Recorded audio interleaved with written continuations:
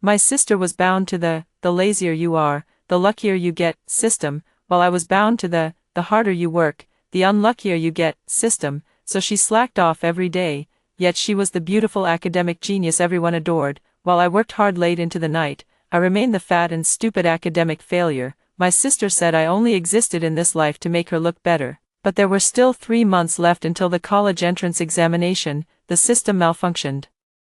Everyone says that Moon and I don't look like biological sisters. She is beautiful, smart, excels in music, chess, calligraphy, and painting, always ranks first in exams, and is the pride of our parents. I am just the opposite, fat, foolish, and incapable of doing anything right. My parents always look at me with disappointment in their eyes. If only the younger sister could be half as outstanding as the older sister. Whenever this happens, Moon always stops my parents and then comes to me, gently encouraging me. Star, as long as you work hard, you can definitely become as excellent as me. When she said this, there was always an ambiguous smile flickering in her eyes. To be honest, I also believe that as long as I work hard enough, I can always narrow the gap between my sister and me. So, in order to study better, I always did exercises and reviewed until late at night, to look a bit better. I go running and jump rope every day after school, and only eat a little for dinner. But nothing worked. My grades are still at the bottom of the class. I'm getting fatter and fatter. My parents, who used to adore me, began looking at me with eyes full of disappointment. Star really can't do anything right. Sigh, if only we had just had Moon back then, we would have saved so much trouble now. Every holiday, when my parents bought gifts, they were only for my sister. I was still young at the time and would foolishly run up, tugging on my dad's sleeve. Dad, where's mine? Did you forget about me? Dad pushed my hand away and said impatiently, this is Moon's reward for being excellent. She came in first and won a big prize. What about you? When I had a high fever, my parents left me alone at home to attend my sister's parent-teacher conference. Actually, that parent-teacher conference wasn't particularly important, but they enjoyed receiving praise as Moon's parents. Even my friends started to dislike me gradually, no matter how hard I tried to win them back.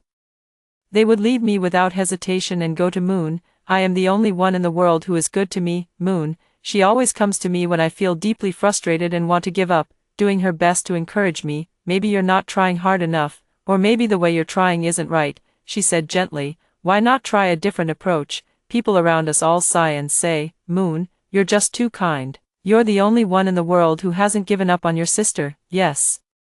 If I were a natural-born loser like Star, I would have killed myself long ago and started over with a new account. Don't talk about my sister like that. My sister frowned disapprovingly, then took my hand. Star, promise me you'll never give up trying. Okay, I nodded vigorously, and my sister smiled. I've always thought my sister's smile is beautiful, until I found out that secret. I learned that my sister had bound with the system on a very calm night during my senior year of high school. I hid on the balcony and overheard my sister talking to the system. That idiot Star is still studying until midnight. He's going to be last in the exam again. It's hilarious. Now that I think about it, the names my parents gave us were really wonderful. I'm called Moon, and she's called Star. Star exists to set off the moon. Thank you, system. Thank you for accompanying me for these 12 years. It was like a thunderclap exploding right over my head. Suddenly, I remembered many things from my past. 12 years ago, Moon and I were both 6 years old. Back then, I was pretty and clever, learning to sing and dance in preschool, and even helping the teacher clean up after class. Moon, on the other hand, was lazy. She had no interest in singing, found dance practice too hard, and ended up learning nothing. Whenever guests visited, everyone would gather around me, asking me to perform and praising me for being cute and spirited. She would also say to Moon, who was standing by and couldn't do anything, your sister is so amazing, you need to work hard too. Perhaps it was at that moment that Moon began to resent the word effort. When the system appeared, she decisively chose, the more you slack off, the luckier you get, for herself, and the harder you work, the unluckier you get, for me. And so, over the long 12 years that followed, just as she wished, the gap between us gradually widened. She gives nothing yet gets better and better, while I give my all and only get worse. That night, after learning the secret, I quietly left. I sat in the cold night wearing only thin clothes for 3 hours, freezing until my whole body went stiff, with only the image of my sister's encouraging smile from childhood flashing in my mind. When I was little, I never knew what that flicker in her eyes was called when she smiled. Now I know.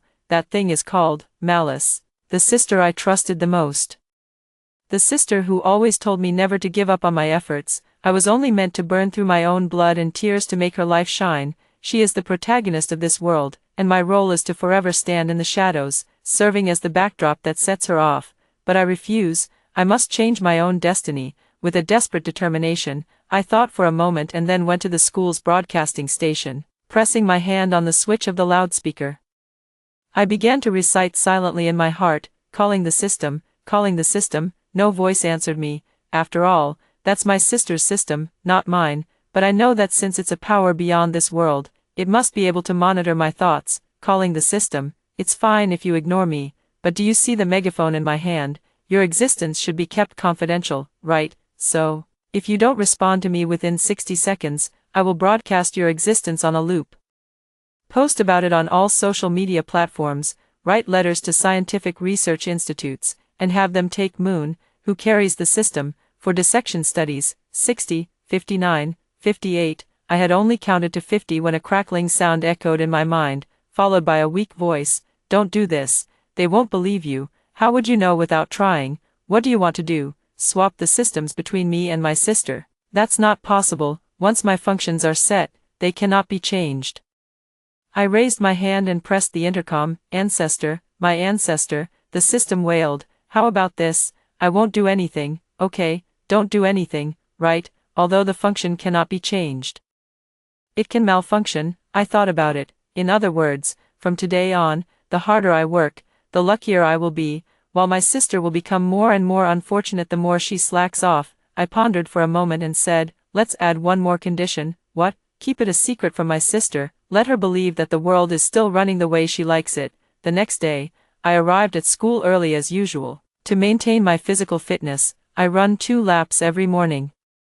While jogging along the track, I saw Moon sitting on the bleachers with her 2 friends, eating breakfast. Moon, your sister is running again. Look at her, that fatso, the flesh on her body is shaking as she runs. Ha ha ha ha, Moon said casually. My sister has a body type that doesn't lose weight easily. Her 2 friends chimed in with envy. I'm so jealous of Moon. She never stops eating. Chocolates one moment, potato chips the next, and doesn't exercise at all, yet she has a large bust, a slim waist, long legs, and even visible abs. This must be the genetic lottery. She just has a metabolism that doesn't gain weight. Why didn't you inherit those genes? No matter how much you run, you just can't slim down. I ignored their gossip and continued to run with my head down. From today on, my running will no longer be in vain, unlike before, when I only felt tired no matter how long I ran. This time, I felt the heat and sweat on my forehead. Calories are being burned, and fat is melting away. I will become thin. After finishing my run, I carried my backpack to the classroom. As if remembering something, I turned back and looked at Moon, who was leisurely sitting in the stands. Sis, don't be late for class. The stands fell silent for 2 seconds, then erupted in a burst of laughter. Moon, your sister is urging you to go to class. Even the dean doesn't bother with it, but she does. Get lost. You slacker. You wouldn't understand the world of a genius student. Indeed, all the teachers at our school turn a blind eye to Moon skipping classes. The reason is simple. She never attended classes, never did homework, and never studied, yet she always managed to come in first place in the city during major exams. But from now on, she won't be so lucky anymore. I shrugged and went to the classroom by myself. I could hardly wait to start the first class. The feeling of knowledge entering my brain is truly wonderful. After studying with great eagerness, I planned to go home and continue solving problems. On the way, however, I ran into my sister and the school heartthrob George in a heated discussion. George's luxury car was parked nearby, and it seemed like he was inviting my sister to join him at a party. My sister, upon seeing me pass by, immediately stepped forward and took my hand. I'm not going, I'm going home with my sister. George was furious and looked at me. Star, it's you who won't let Moon go, isn't it? For the sake of that marriage contract, how many more obstacles are you going to create? Oh, I almost forgot, this man, the heir of the Green family, whom Moon deeply likes but never shows it, is my fiancé. When I was 5 years old, I called an ambulance for Grandpa Green, who was having a heart attack, and saved his life. So Grandpa Green arranged a marriage between me and his grandson George. Back then, George was always very good to me. He would stand in front of me when other kids bullied me. he would carry me on his back when I fell and hurt my leg. When other kids teased him, calling him Piggy carrying his wife, he didn't get angry. Instead, he shared his snacks and toys with me and said seriously, "We're going to be a couple someday, so what's mine is yours." Later, George went abroad and didn't return until high school. On the day I found out he was transferring to our school, I excitedly ran out to welcome him. That day, George was surrounded by many people, and as soon as they saw me, they immediately started teasing, "Your fiancé is here." In the past, George would laugh along with everyone during such playful moments, but this time, his expression was as cold as ice. After just one glance at me, George turned his head away in disgust. "Everyone shut up, I'm not close to her." That day after school, I locked myself in my room and cried for a long time. My sister seemed to sense my sadness and immediately came to comfort me. "No one would dislike someone who is always kind to them," she said in a persuasive voice. "As long as you keep showing kindness to George, he will surely be good to you too." At that time, I believed my sister's words, so when George got injured while playing basketball, I went to give him the medicine, and what happened next was, George poured the entire bottle of red antiseptic over my head in front of everyone. He looked at me, drenched and dripping, with a malicious smile on his lips. "The thing I hate most in my life is desperate simps.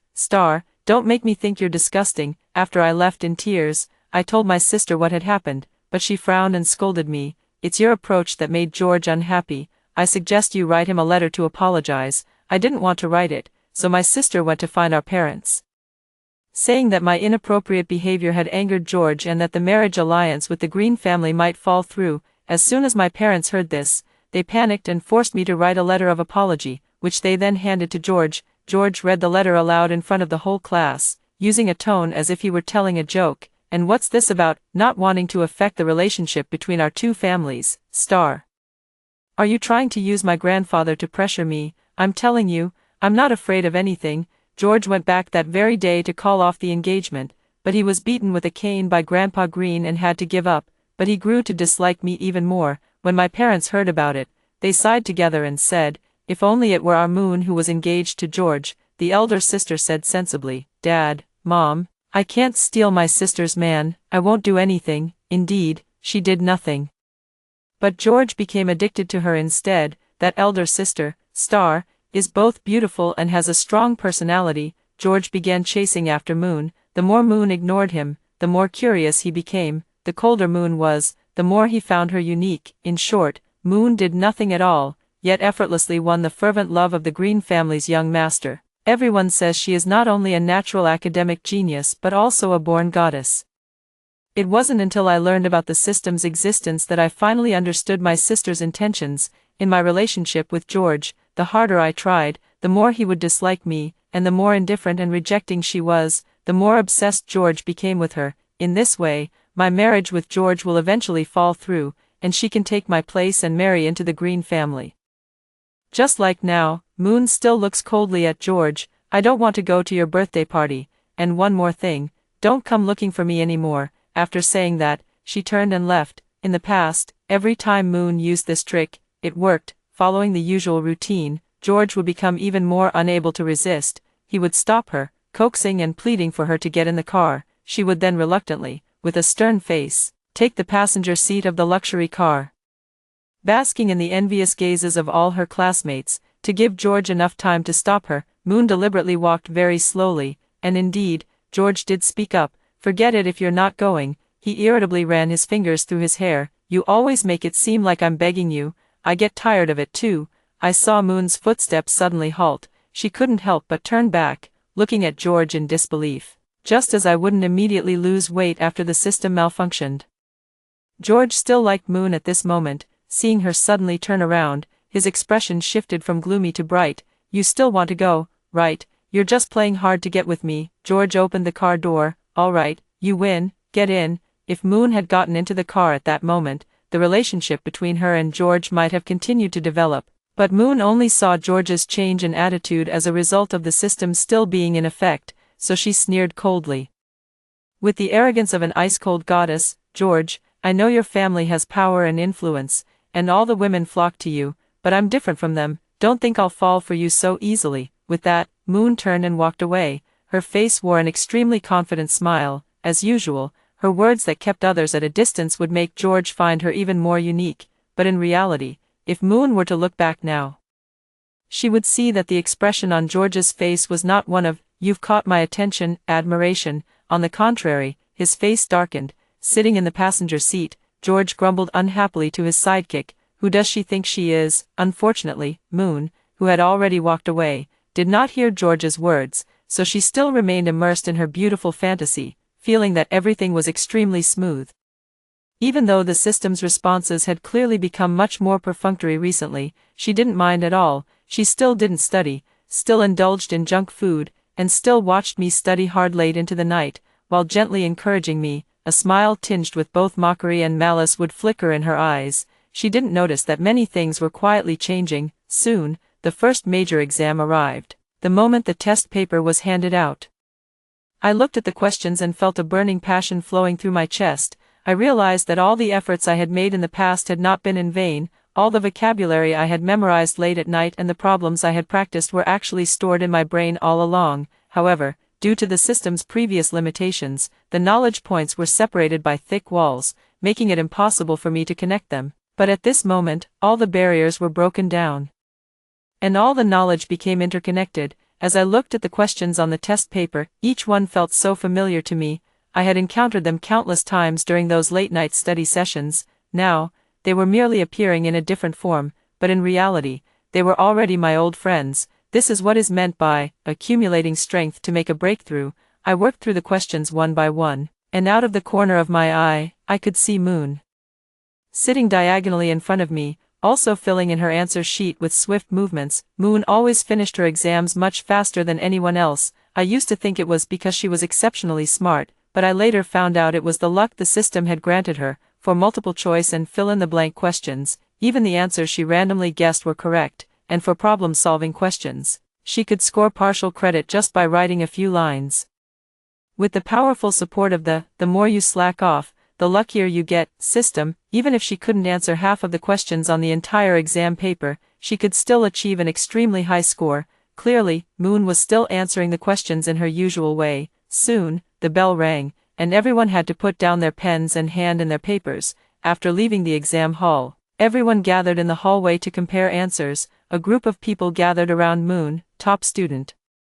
Top student, the 8th multiple-choice question was so hard this time. Did you choose C or D? Moon said calmly, C. The students who chose C immediately cheered, while those who chose D let out groans of disappointment. Everyone trusted Moon's authority. As an undefeated academic prodigy, her answer was probably not wrong. I stood aside with my backpack on and asked quietly, "Why choose C?" Moon paused and looked at me, probably wondering how a slacker like me, who couldn't even get simple questions right, dared to ask about a difficult one. She said impatiently, "Even if I explain, you wouldn't understand." Moon's friend immediately chimed in with a taunt, "Exactly, the calculation process is so complicated, there's no way Star's brain could possibly understand it. Let's focus on getting the basic questions right first. You were never going to score points on this kind of difficult problem anyway." I pursed my lips and sneered inwardly.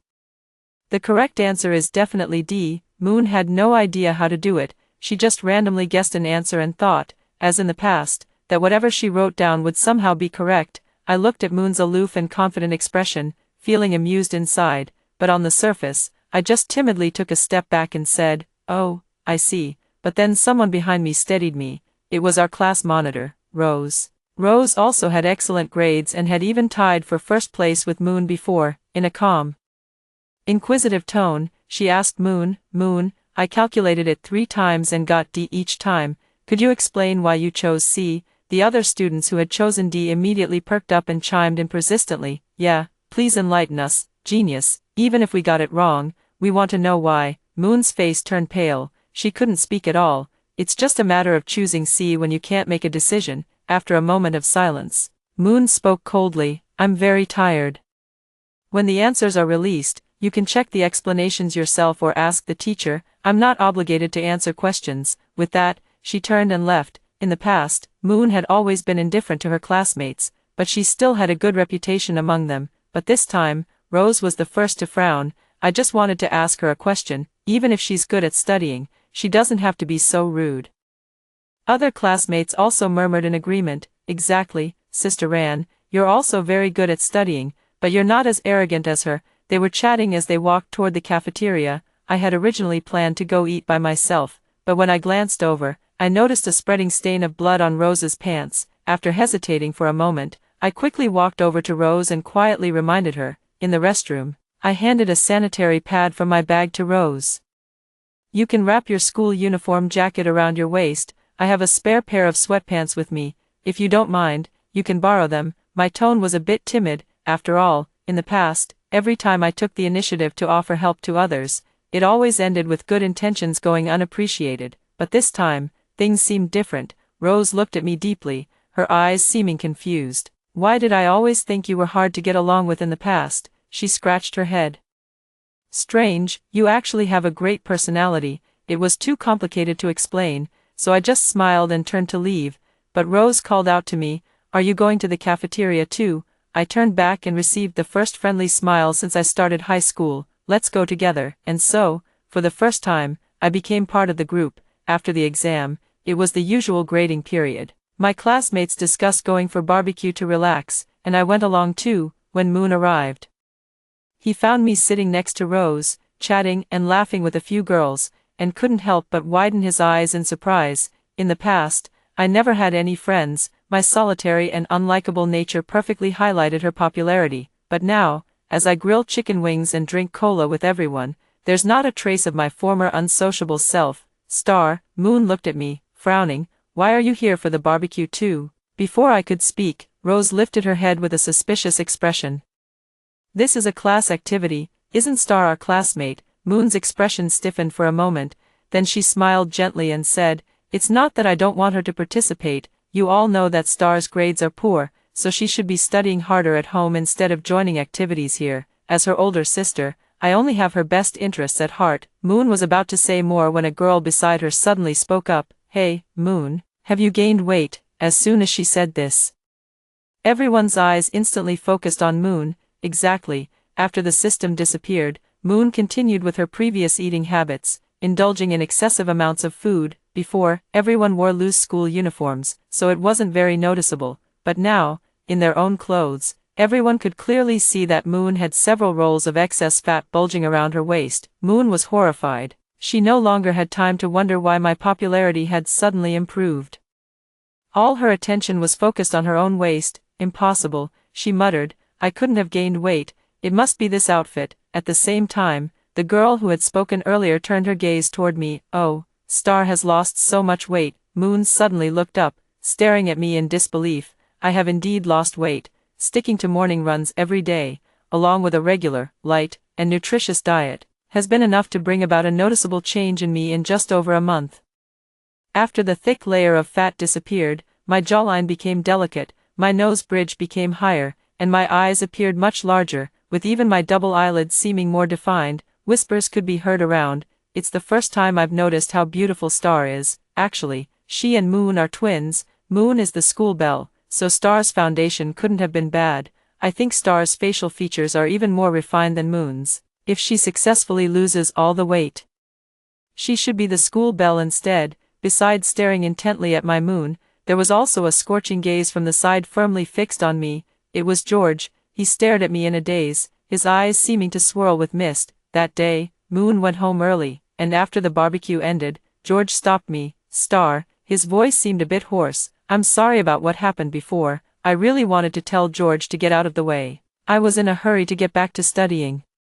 But the image of Moon at home, obsessing over George's photo, flashed through my mind, and I couldn't suppress the surge of malice in my heart. I gave George a smile and said gently, "It's okay." When I got home, Moon was going crazy at the system. How could this be? Why am I gaining weight? And why is Star losing weight and making friends? Oh, my sister, just realizing these things has already made you so miserable. Then if you knew that just moments ago, George, whom you're deeply infatuated with, no longer despises me, is fawning fiancé, and even invited me to watch a movie together, how utterly devastated would you be? But I don't want Moon to go insane too soon, so I waited calmly outside for her to finish her conversation with the system. The system seemed hesitant. "There might have been some malfunctions recently, and we are currently investigating," Moon screamed. "Forget about appearance and popularity, but at least my studies should be fine." Right, actually, the system really wanted to tell Moon that there was a problem, but it still remembers the agreement between us. To avoid being exposed, the poor system could only mumble and muddle through. No issues have been found so far. Moon felt relieved. That's good. As long as your grades are good, other things can be discussed after the college entrance exam. Soon, it was the day when the exam results were announced. The teacher walked into the classroom with a smile on his face. The top scorer in the city this time is still from our class. The eyes of the entire class were fixed on Moon, who leaned back leisurely in his seat, flicking his fingernails as he waited for his name to be called. Let's give a round of applause for the first place, Rose. Moon was stunned. Rose widened her eyes in surprise. I sat beside her, clapping enthusiastically for her. I know that Rose came from a difficult family background. Her mother remarried, and her stepfather was notoriously awful. While writing articles to pay for her tuition, she also studied diligently. The achievements she has today are entirely the result of her own hard work. Every hardworking person deserves applause. In our class this time, there is another student who has made tremendous progress, and that is Student Star. Hearing my name called, I was a bit stunned, although I had a feeling that my results this time would probably be good. I still didn't dare to have too many expectations. After all, I've grown accustomed to being let down, to disappointment, to receiving nothing in return. The teacher looked at me and raised the ranking in hand. In this major exam, Student Star jumped from over 1,000 places in the grade ranking to the 36th place in the grade. What did the teacher tell you? Never give up, never abandon. Effort can create miracles. Let's all give a round of applause to Star, who has created a miracle. The applause was thunderous, even more enthusiastic than the one for Rose just moments before. Rose shook me with a laugh, saying, Hey, why are you crying? I didn't want to cry, so I bit my lip tightly, but my eyes still couldn't help but turn red. 12 years have passed, the blows and disappointments are finally behind us. I created a miracle through hard work. In an atmosphere of fervent excitement, Moon's lips trembled. She didn't believe it. This is impossible. Star couldn't have scored this well. She's the kind of person who, the harder she tries, the more unfortunate she becomes. She must have cheated. Turning her head to look at me, she spoke in a tone that seemed deliberately lowered but was actually loud enough for everyone to hear. Star, I want you to have good grades too, but only on the condition that. Her luscious lips parted, uttering 8 words with ulterior motives. This good result is genuine. The surroundings suddenly fell silent. Even the teacher on the podium heard it, and her expression darkened. Moon, are you suggesting that Star might have cheated? Moon sat in her seat, head lowered, seemingly wrestling with her thoughts for a long time. Finally, she looked up, tears streaming down as she gazed at me and said, Star, I am your sister. I can't stand by and watch you go down the wrong path. Rose was the first to stand up. Moon, if you're accusing your sister of cheating, then show us the evidence. Why speak in riddles? Moon said tearfully, it's been so many days since the exam, what evidence could possibly remain? Suddenly, a figure stood up from the back row. It was George. Teacher, he said in a low voice. Everyone thought George was going to speak up for Moon, after all.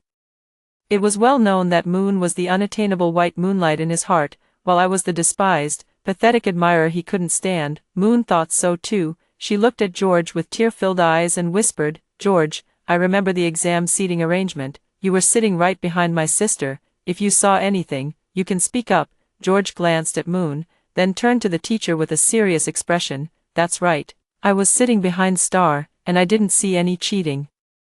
If you don't believe me, you can check the surveillance footage. Moon's eyes widened in shock. Before she could say anything, the teacher's disappointed voice came from the podium. Moon, is something wrong with your recent state? Do you know how many places you've dropped in this exam? A full 600 places. With a loud clatter, Moon fell directly from her chair. Moon fainted and was rushed to the hospital. Outside the hospital room, the doctor was scolding my parents. Recently, the high-risk group for diabetes has shown a trend of shifting to younger ages, and teenagers also have a significant possibility of developing the disease. As parents, you need to monitor your children. Moon's eating habits have always been terrible. She never drinks plain water, only milk tea, cola, and juice. She dislikes the taste of the cafeteria food and often eats fried foods and sweet cakes as her main meals. As she puts it to the system, since I won't gain weight anyway, I might as well eat what I love. But at this moment, in the hospital room, Moon shows no sign of remorse. She was frantically calling out to the system. The system knew it couldn't hide the truth any longer. so it simply played dead and stopped responding altogether. On the third day of losing contact with the system, Moon panicked. She hurriedly left the hospital, determined to study hard. Although she had a significant drop in her last major exam, she had already claimed it was due to health reasons. Given that she actually fainted and was hospitalized, many people still believed her explanation. With the college entrance exam drawing closer, the system could no longer help her. She had to maintain her grades on her own. I watched Moon coldly as she pulled out all those blank workbooks and tried to study hard, but habits formed over 18 years are deeply ingrained.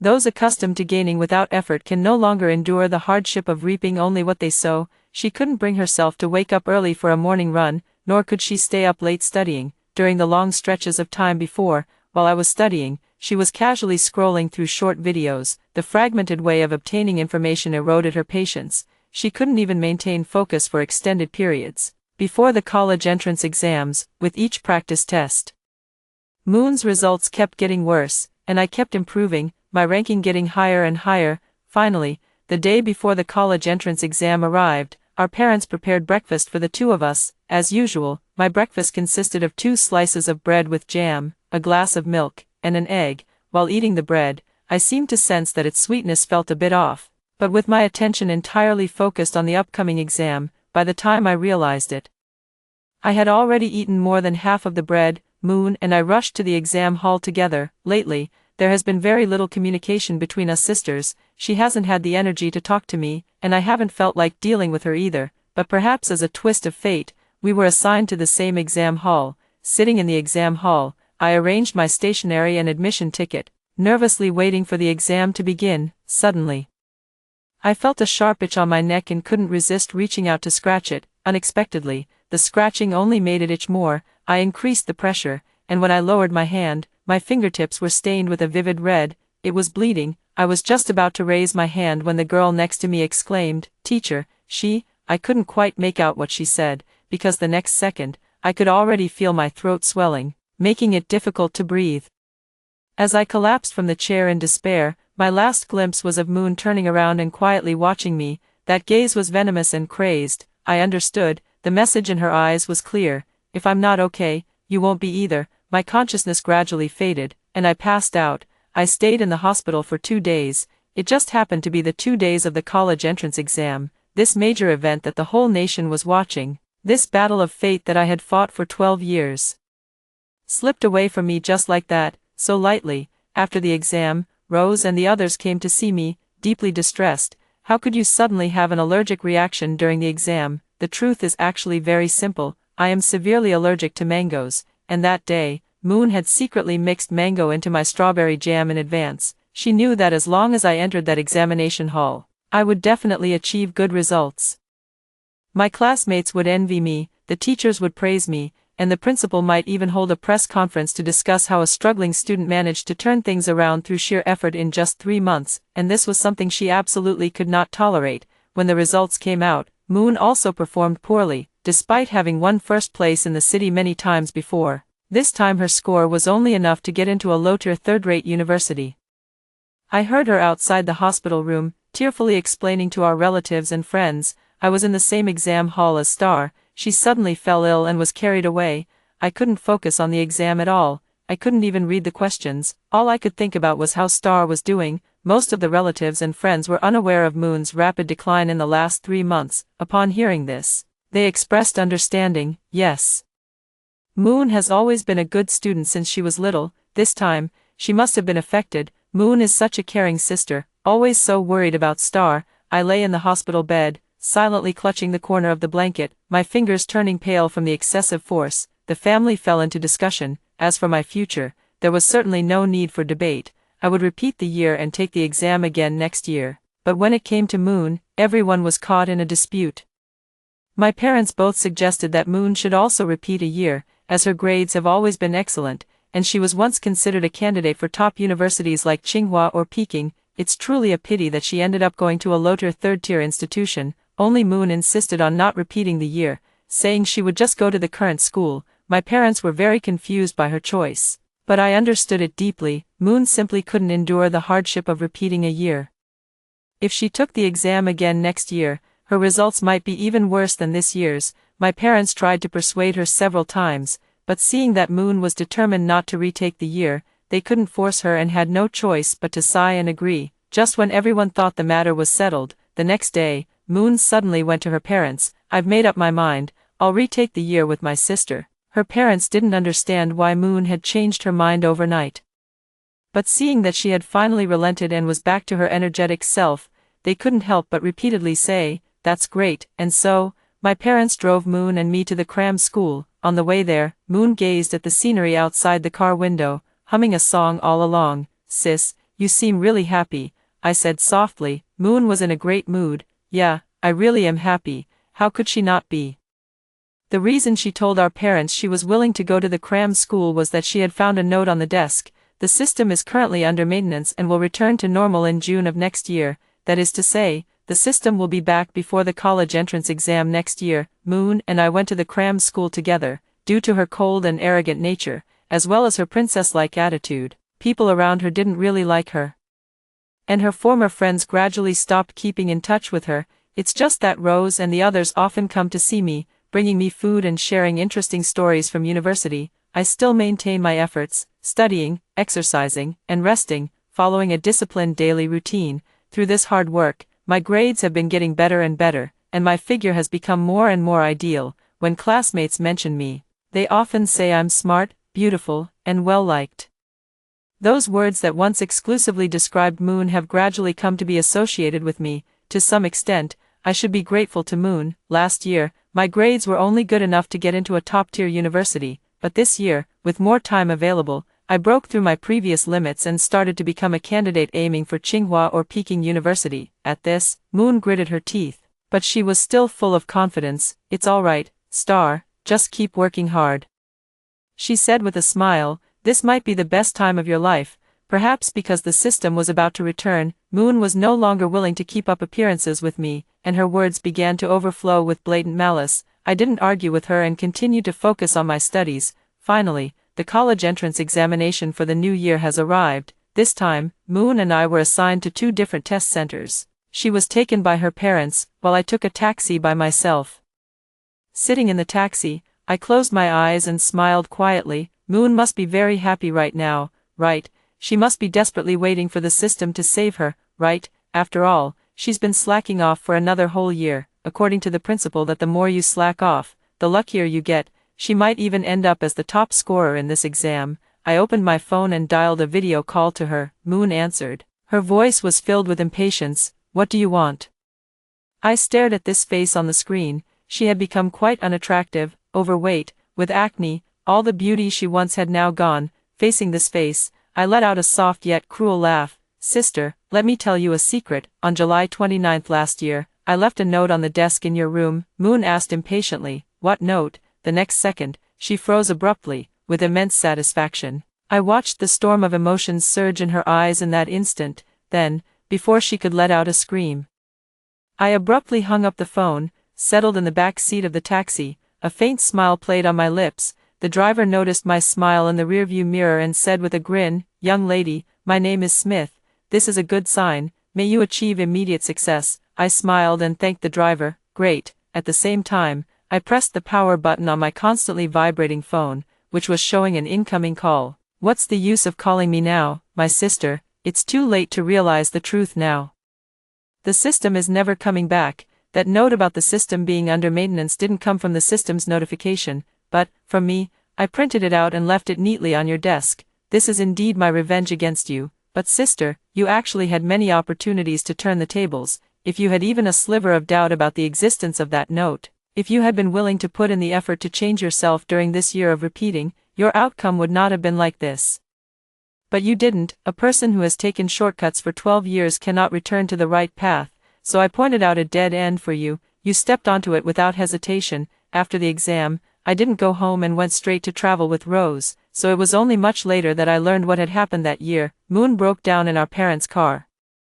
She cried and screamed hysterically, saying I had ruined her. In the end, our parents forcibly sent her into the examination hall. After the results came out, the scores were abysmal, and I didn't get into any school. Meanwhile, I went to be university and became Rose's junior. After starting university, George came to visit me.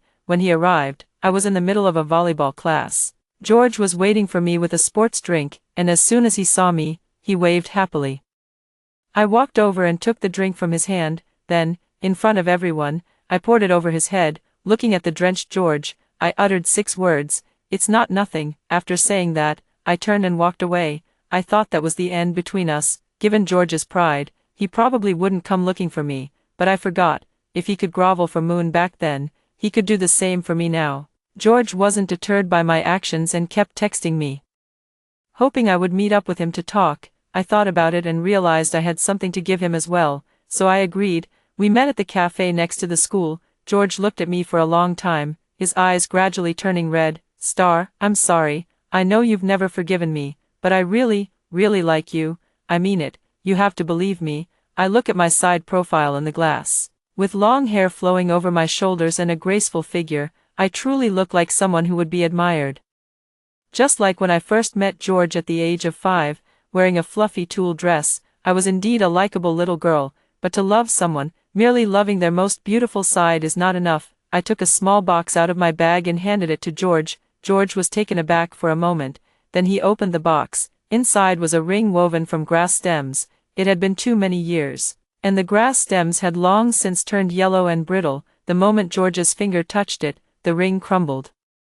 George's eyes suddenly reddened. "You still have it?" "That was the engagement ring he gave me when I was 5 years old. He said that when we grew up, he would exchange it for a diamond one." "Yes, I've kept it all along." I smiled with relief. "Today, I'm giving it back to you." George panicked and began to explain incoherently. "You're still holding a grudge against me for what happened back then, aren't you?" But at the time, I couldn't even figure out what was going on with myself.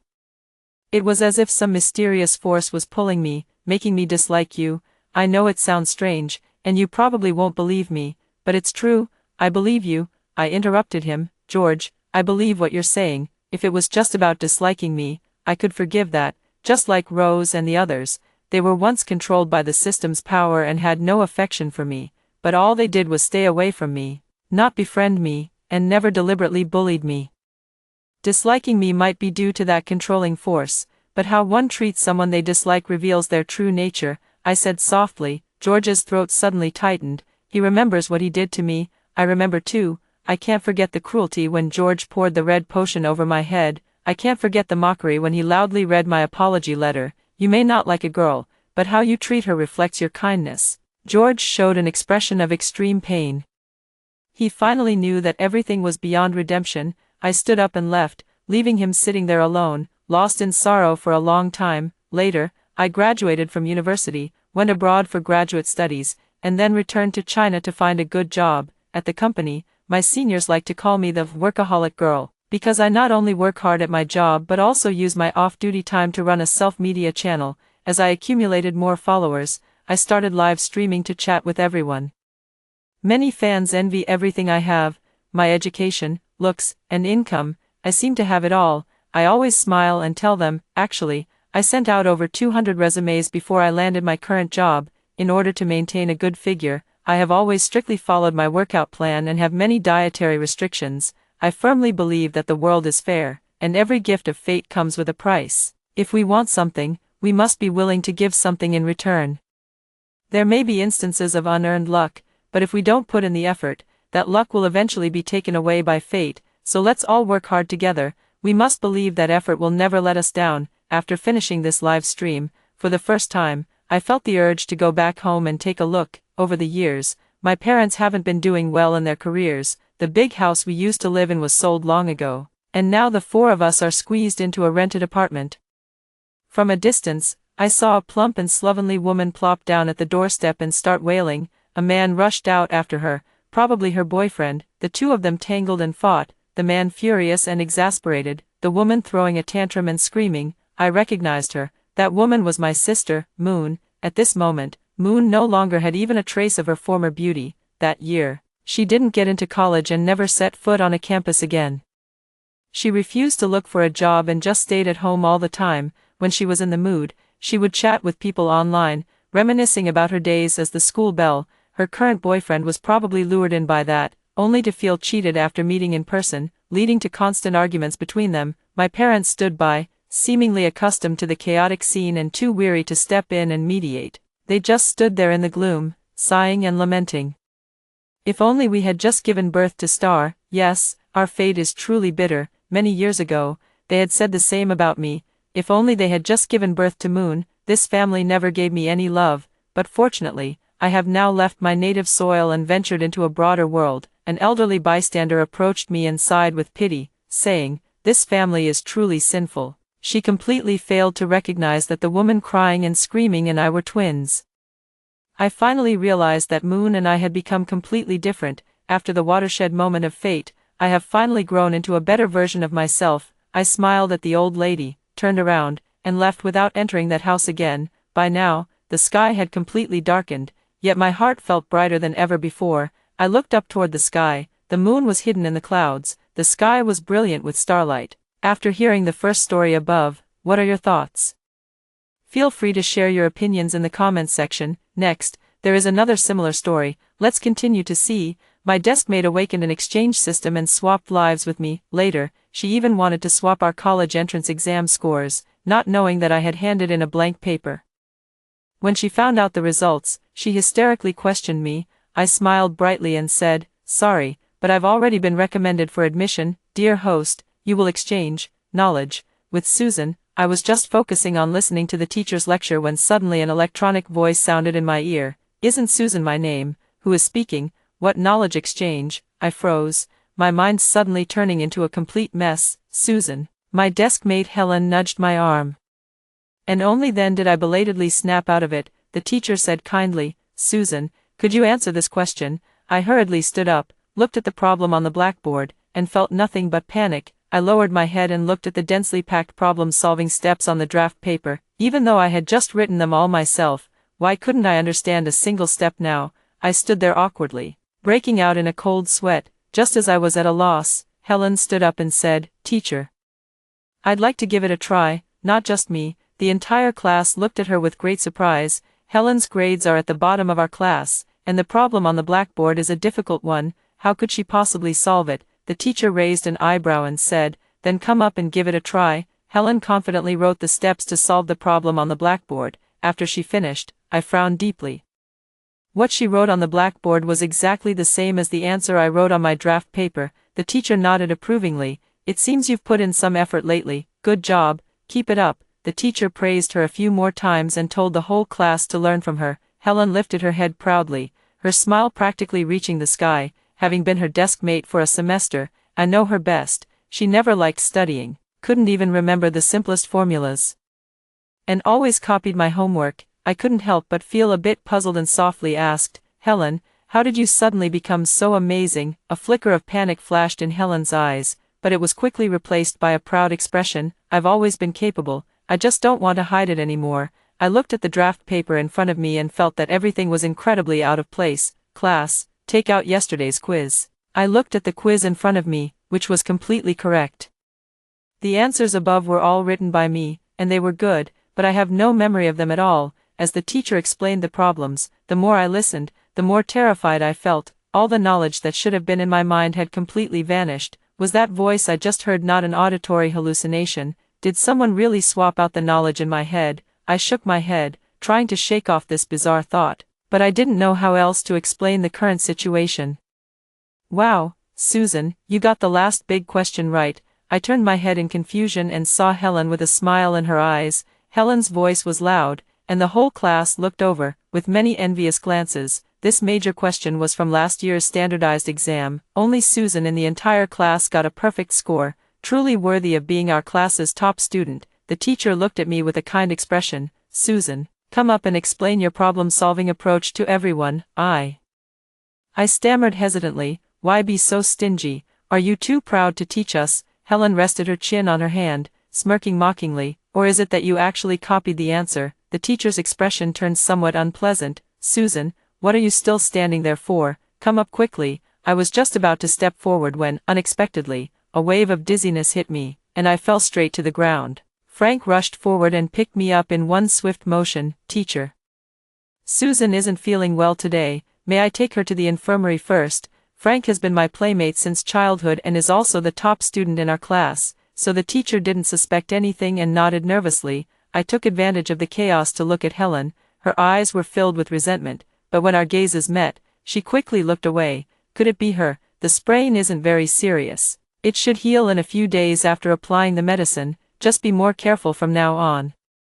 Thank you, teacher, Frank responded, then turned to look at me sitting dazed on the sick bed in the infirmary. What's wrong with you today? After hesitating for a moment, I finally spoke up. Frank, was I really bad at academics before? Frank laughed in disbelief. Susan, you're really being too humble, aren't you? Seeing my serious expression, Frank withdrew his smile. Although you can be a bit slow in some areas, when it comes to studying, I've never once beaten you.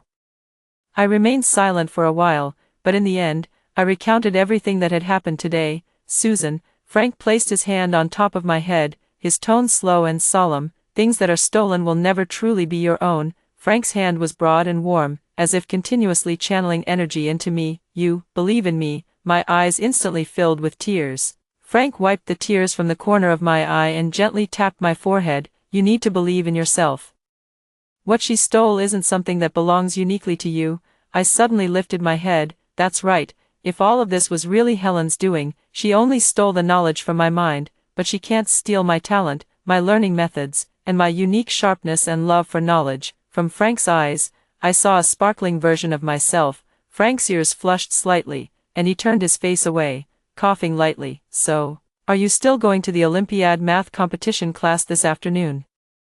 I waved my fist. Yes, how can I admit defeat so easily? But in the math Olympiad classroom, I unexpectedly saw someone I didn't expect. Our math Olympiad teacher, Mr. Chen, pushed the door open and entered. A new student has joined our class. Let's give a round of applause to welcome her. A girl walked in with a proud expression. My name is Helen. Tomorrow is the four-school joint friendly competition. Why is there suddenly a new student at this time? Who is this Helen? Is she in the top 10 of the math rankings? The classmates chattered and discussed among themselves. I turned a deaf ear to them, racing against time to review the key points. The friendly match arrived in the blink of an eye, and in reality, it proved that last-minute cramming wasn't very effective. I scratched my head for a long time, but could only manage to scribble a few hasty lines.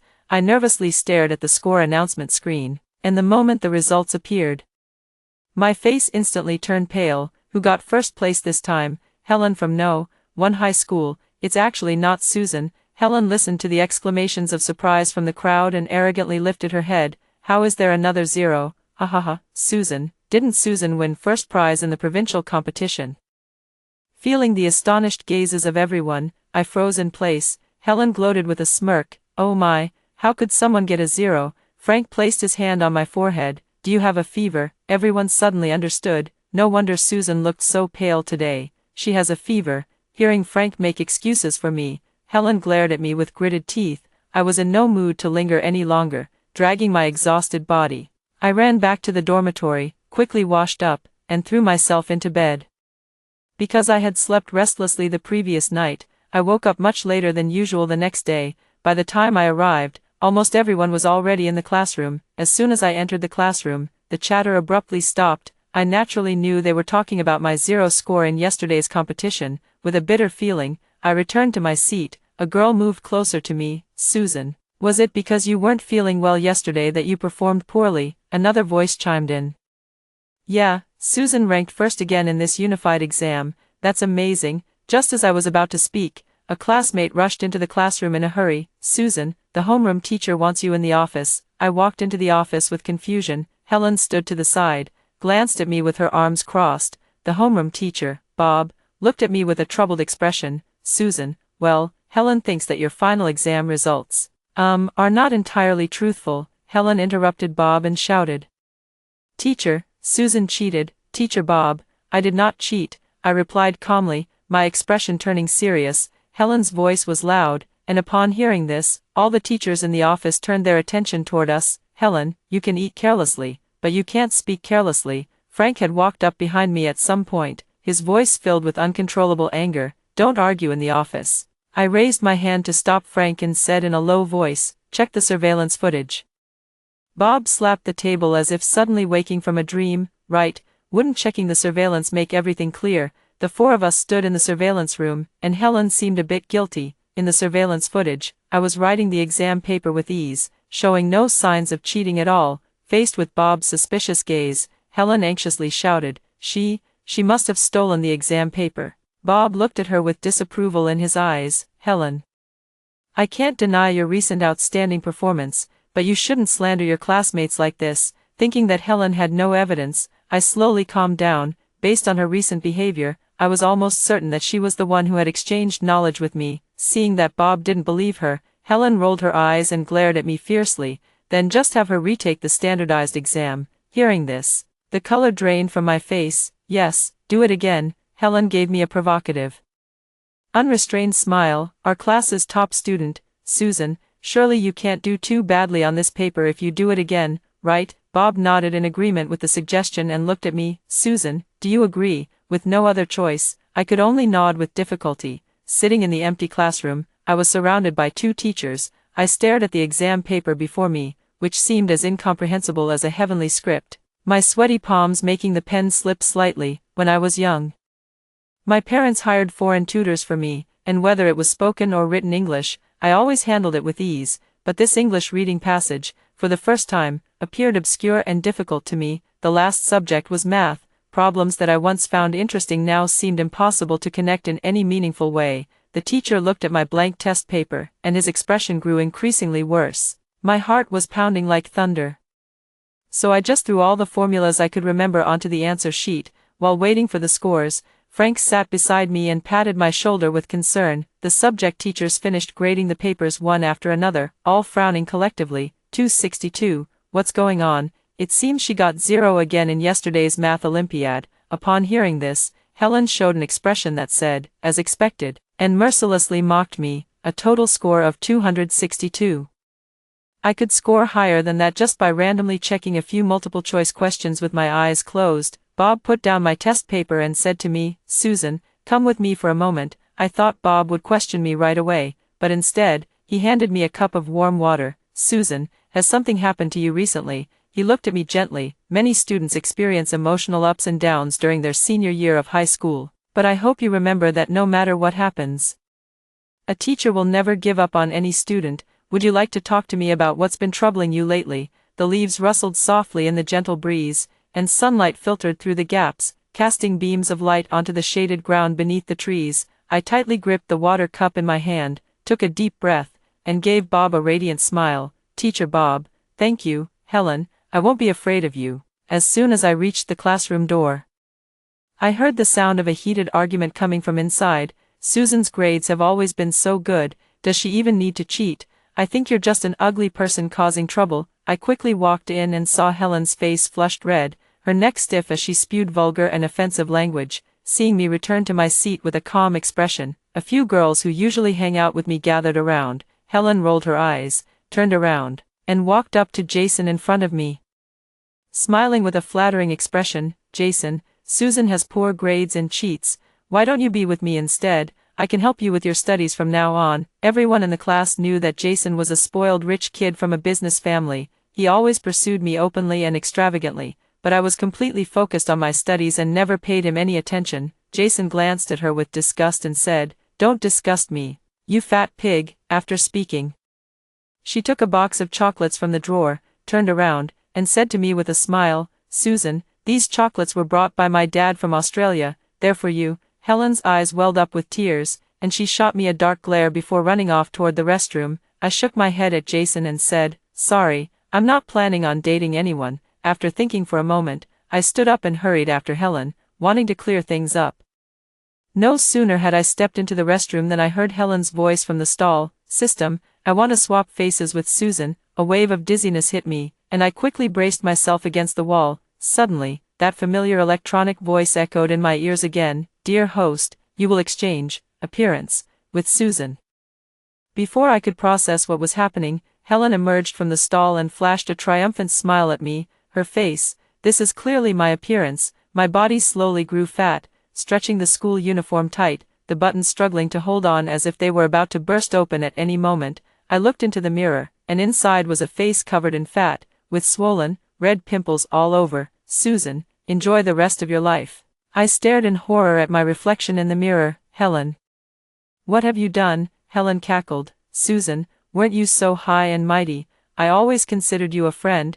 Why would you do this? I don't understand. I've always patiently explained the questions to her and shared delicious food with her. Why does she harbor such deep malice toward me? Friends, I don't want your disgusting charity. You look down on me too, don't you? Why are you pretending here? Why are you always so high and mighty? Why does everyone side with you? It's only because you're good-looking. Now your knowledge, your beauty, they're all mine. Everything about you will be mine. The words Frank said to me in the infirmary echoed in my mind, suppressing the panic in my heart. I looked directly into her eyes, which were filled with jealousy. Stolen things will never truly be yours. How dare you say that to me, you ugly freak? Helen's face twisted in rage. Just wait and see, you fat cow. She viciously slandered her former self. As if doing so could completely sever her connection to the past, Helen pushed me away abruptly and ran back to the classroom. I looked into the mirror and suddenly slumped to the ground in frustration. Susan, how could you just give up like that? I pushed myself up and slowly walked back to the classroom, step by step. The moment I entered the classroom, the whole class fell silent for a second, then erupted in commotion. Damn, Susan is really ugly. Who said she was the class beauty before? That's so disgusting. Oh my God, how can someone be so fat? Look, her buttons are about to pop off. Everyone's eyes were fixed on me.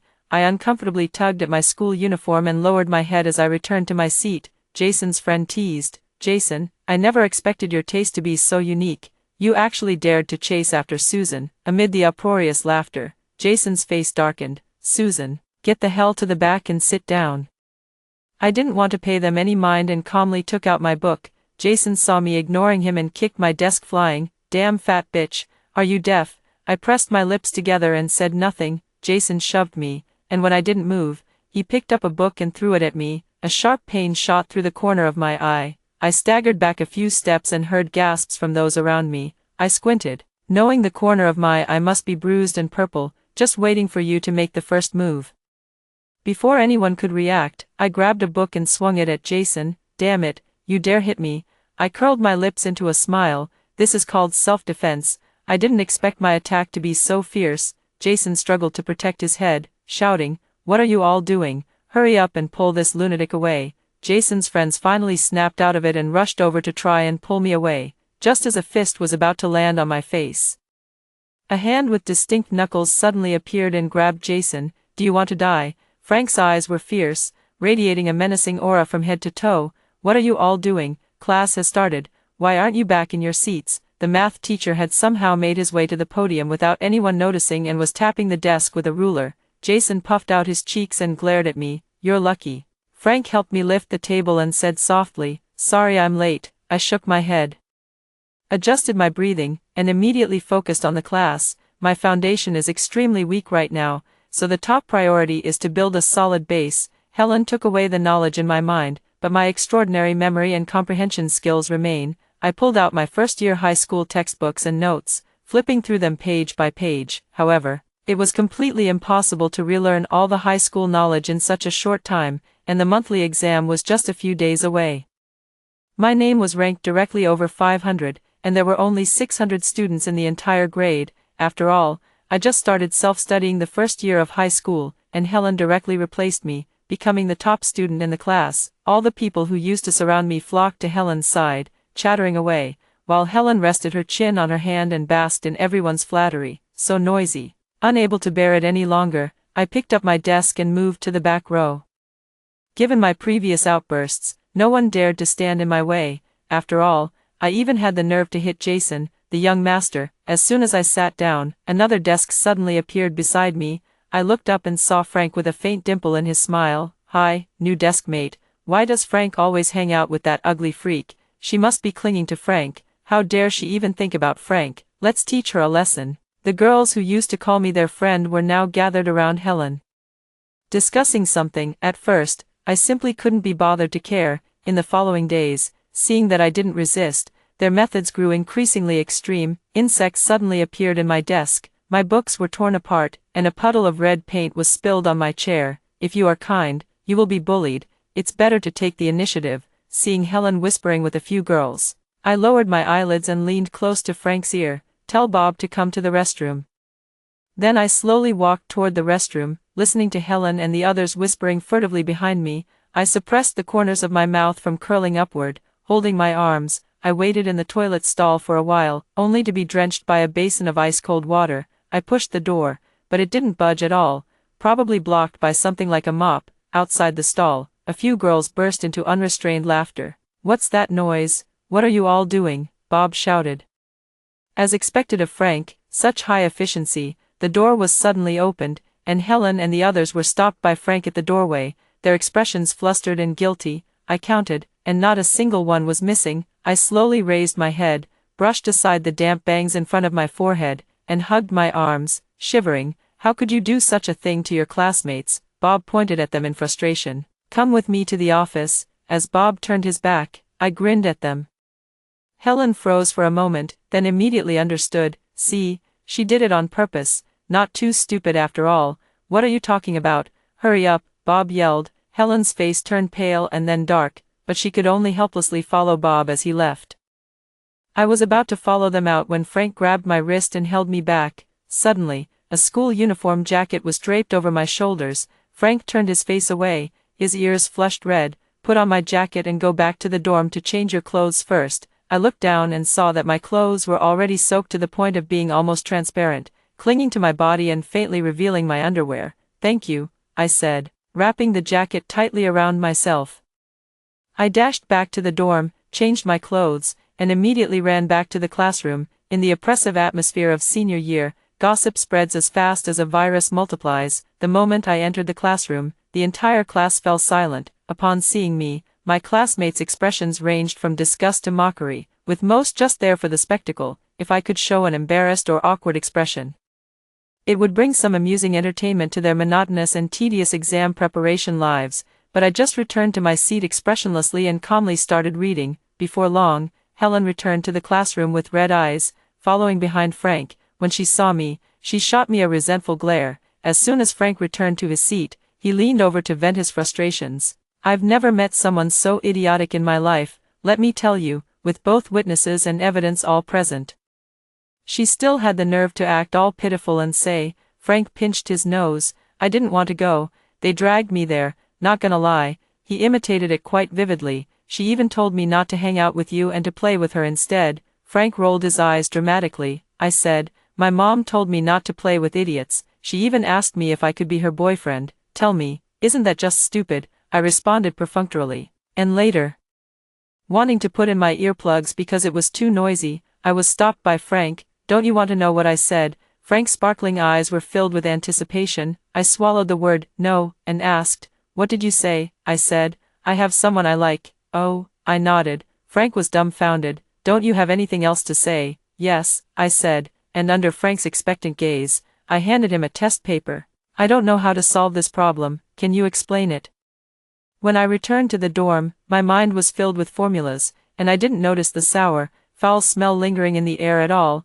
I lifted the blanket, and a strong stench hit my nose. Looking closely, I saw that my bed was actually covered in trash. Several roommates were pinching their noses, waiting with ill intentions to see my panicked reaction. Helen stood at the dormitory door. "Susan, you're so unhygienic. It stinks." Her voice was not soft, and the sensitive high school seniors, catching the scent of drama, quickly gathered at the door of my dorm room. I wasn't foolish enough to wait for them to bully me. I had already installed a hidden camera facing my bed. "Whoever did this, step forward and apologize, and I'll let it go," I said, scanning the room. Helen gloated. "What are you still pretending for? We've already caught you." Seeing that no one admitted it, I turned and left the dormitory. Helen thought I was scared and arrogantly slandered me to everyone. It wasn't until I brought the dorm supervisor upstairs that her smile froze, but she quickly regained her composure. The dorm supervisor saw the trash all over my bed and frowned, asking, "What's going on?" I took out a pinhole camera from an inconspicuous spot and handed it to the dorm supervisor. "Watch this, and you'll know who threw trash on my bed." Helen's face changed, and she quickly shouted, "No, this is her secretly recording. Who would install a camera in the dorm?"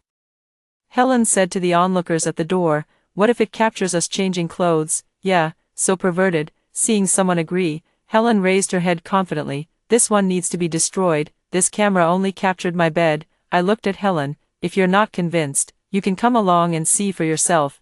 Helen instantly became anxious. No way, you're in such a hurry. I narrowed my eyes. Could it be that you're the one who did it? I didn't.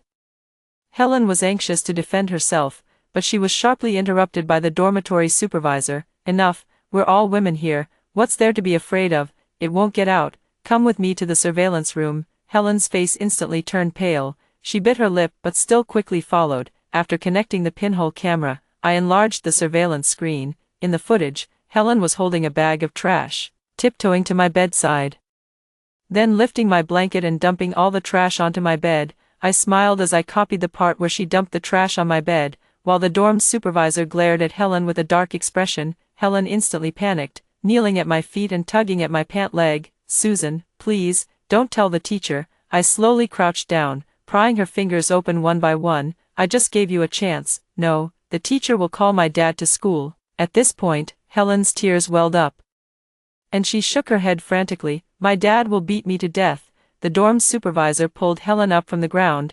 Why didn't you think about the consequences when you were doing this? Ignoring Helen's pleas all the way, I placed the USB drive on Bob's desk. A few hours later, a broad-shouldered, fierce-looking man burst into the office, carrying a strong smell of blood with him. Dad. Helen trembled and stepped back at the sight of the man.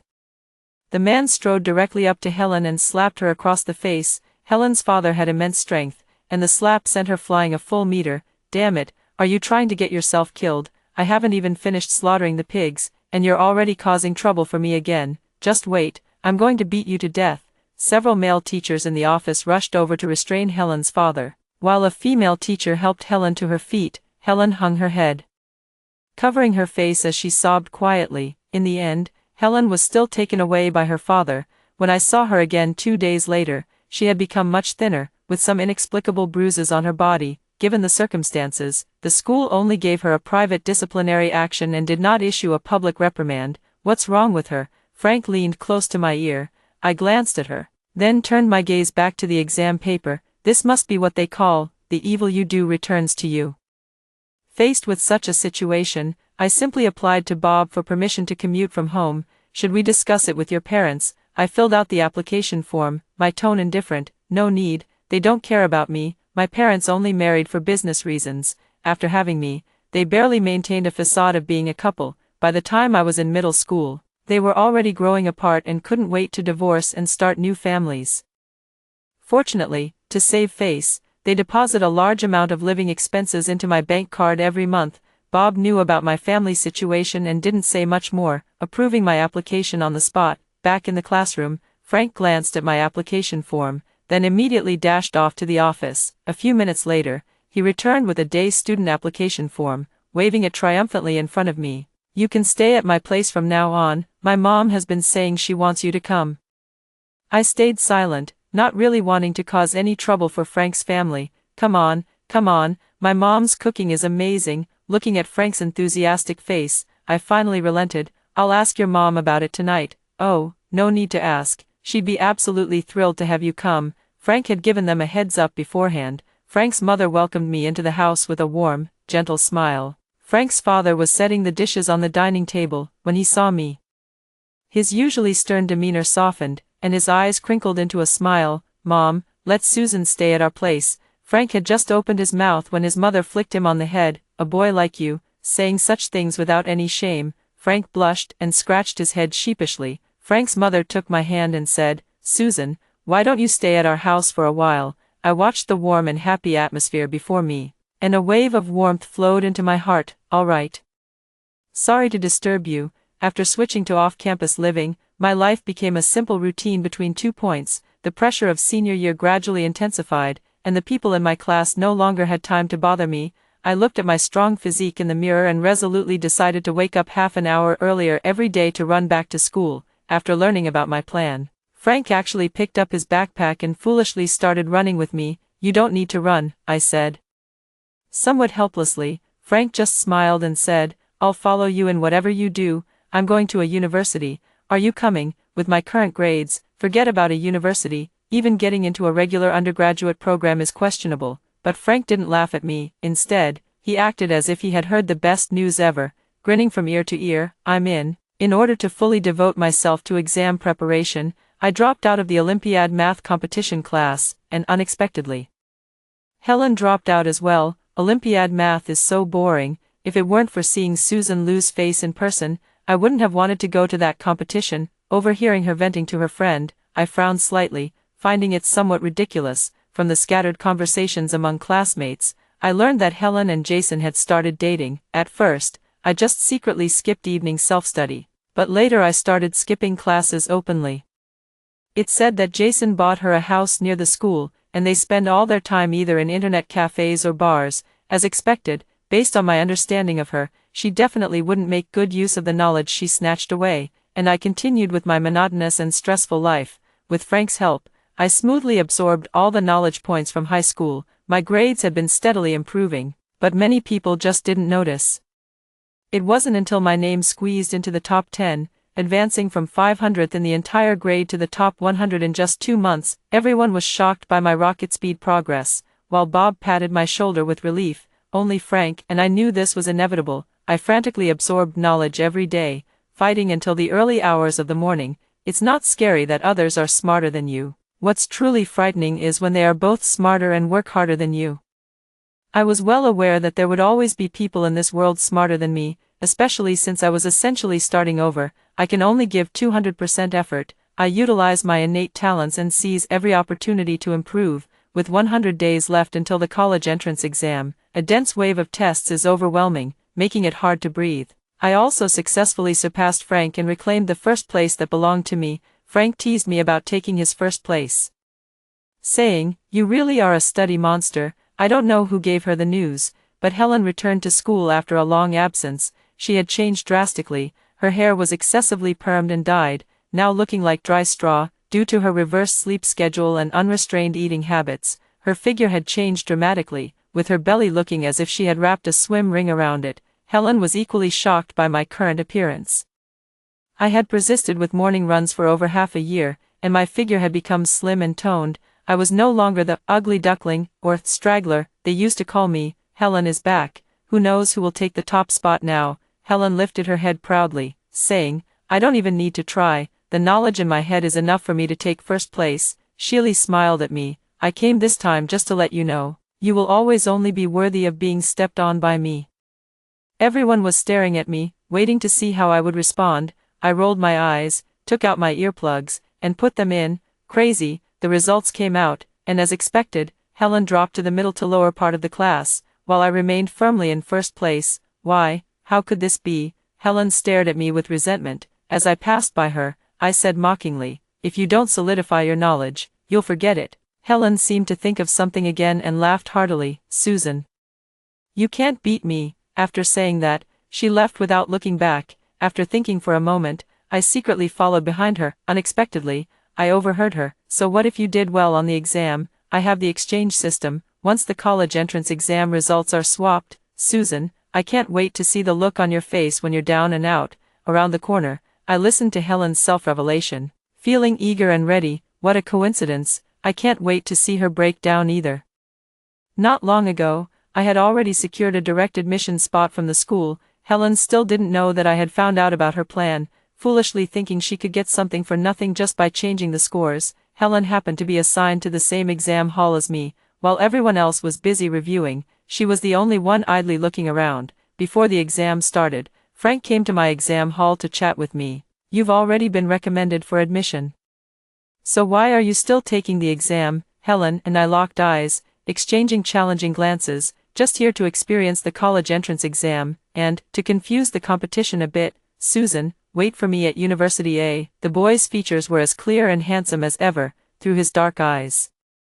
I saw stars and the future. The college entrance exam officially began, determining the final destination for everyone who had worked hard for 12 years. Helen casually filled in a few multiple-choice answers on the answer sheet, then lay on the desk, bored and picking at her fingers. I was writing furiously, with scratch paper filled with calculations. However, my answer sheet remained completely blank. The same pattern repeated for the following subjects. After the exam, Frank came specifically to pick me up. "How did the exam go?" I caught sight of Helen beside me, nodded, and said with a cheerful expression, "Not bad." Hearing my words, Helen felt encouraged and walked right up to me. "Susan, no matter how well you did on the exam, This time you're definitely going to lose to me. I forced down the rising corners of my mouth. We'll see. On the day the college entrance exam results were announced, I unsurprisingly received a call from Helen. As soon as the call connected, Helen's hysterical voice nearly burst my eardrums. Bitch, what did you do? Why did you get 0 points on your college entrance exam? Because I turned in a blank exam. I couldn't hold back my laughter anymore. Sorry, but I've already been accepted through early admission. But don't be too upset, I've prepared a big gift for you. While Helen was questioning me earlier, I also sent a link to the class group chat. The link contained countless videos. The process of how I was bullied. I copied everything from the classroom surveillance and hidden cameras and posted it directly online, from Jason hitting me with books to Helen throwing trash on my bed. If I had reported it to the school from the beginning, they would have only received minor, insignificant punishments. Punishment doesn't pose much of a threat to people like them, so I kept all the evidence just for today. Not just them, but everyone who has insulted me with words or actions. None of them got away with it. The power of public opinion is immense. Those who bullied me, no matter how outstanding their achievements, will carry this stain for the rest of their lives. As the masterminds, Jason and Helen were not accepted by any school. I saw Helen again in the rehabilitation center. I never expected that she would end up relying on drugs to numb herself. Separated by glass, I looked at the face that was once my own. Dark circles shadowed her eyes, and her entire body was emaciated, skin and bones. Susan, why do you get to live well? Her voice was hoarse from the effects of medication, like a worn-out blower. At that moment, Helen's eyes were bloodshot, her lips twisted into a smile, making her even more terrifying. Susan, you don't think you can beat me like this, do you? System, I want to swap lives with Susan, but this time, there was no electronic voice from the system. I stood up. Even Aladdin's lamp only grants 3 wishes, you're just too greedy. Helen was genuinely panicked, her gaze becoming unfocused. Impossible. The system, my system, you didn't lose to me, you lost to yourself. After saying this, I turned and walked away. In fact, the moment Helen swapped my college entrance exam results, I heard that familiar electronic voice. Dear host, congratulations on obtaining the swap system. You can exchange with anyone 3 times. I don't know if it's an illusion, but that electronic voice carried a hint of mischief. Wouldn't it be satisfying to take back what Helen took from you? I remained silent and ultimately refused. The moment I stepped out of the rehab center, sunlight instantly enveloped my entire body. Frank reached out his hand to me against the light. I didn't break my promise. Let's go to a university together. I placed my hand in his palm, feeling an instant sense of relief wash over my body. The long-standing weight of pressure vanished the moment I stepped into the sunlight. Okay, the light boat has already passed countless mountains. We will all have a bright future. After hearing the 2 stories above, what are your thoughts? Feel free to share your opinions in the comments section. Looking forward to hearing from you. If you liked this story, don't forget to like it, share it, and subscribe to my channel. See you next time.